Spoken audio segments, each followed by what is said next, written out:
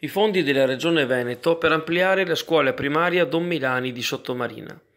Il comune di Chioggia ha infatti presentato istanza di ammissione alla graduatoria atta a ricevere finanziamenti relativi al piano triennale per l'edilizia scolastica, secondo una recente delibera della Giunta regionale dello scorso aprile.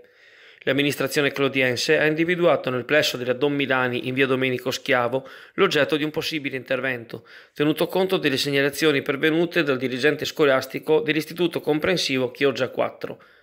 Nella sostanza, allo scopo di adeguare l'edificio alle sopravvenute esigenze didattiche, è previsto l'ampliamento dello stabile tramite il tamponamento di parte del portico esistente, in maniera da ingrandire la mensa ubicata al piano terreno e ricavare 5 nuove aule al primo piano, da adibire anche ai laboratori. La spesa complessiva è di 347.000 euro. Il bando è scaduto alle mezzanotte di lunedì. Ora il Comune attende di conoscere la posizione nella graduatoria con la speranza di agire presto, magari prima del prossimo anno scolastico.